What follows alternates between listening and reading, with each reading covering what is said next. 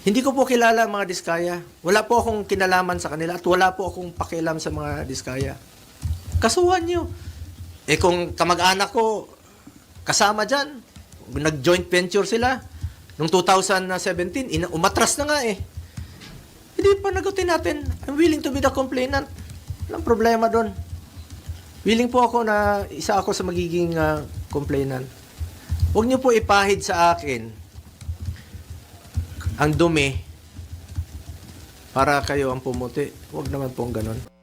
Mapili ko ba yung kamag-anak ko? Kung pwede lang pumili ng kamag-anak, papalitan ko yung kamag-anak ko. Makapili ba tayo ng kamag-anak? Siguro hindi po titigil ito unless na lang palitan ko yung kamag-anak ko. Or, kunin ng Panginoon yung kamag-anak ko, yung tatay ko. Hindi natin masasabi, sir, na pinahid sa inyo yung dumi eh. Ginawa niyo yan. Hindi kayo kasama sa hindi kayo magiging complainant, kasama kayo sa iko-complain. Diba? Kasi tingnan niyo po, kitang-kita naman na nakipagkontrata yung kamag-anak niyo. Hindi niyo kailangan palitan yung kamag-anak.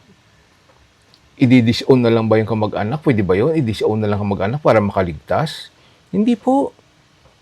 Dapat noon pa lang, hindi nyo pinayagan na makapasok sila sa kontrata, magkaroon sila ng kontrata sa gobyerno kung saan meron kang impluensya. Alam mo man yan sa hindi, sabihin mo, impluensya pa rin yan. Hindi napakaliit na kontraktor, hindi naman siya ganun kalaking kontraktor para makapasok. Dahil, ano dahilan? Dahil malakas at malapit ka kay Digong?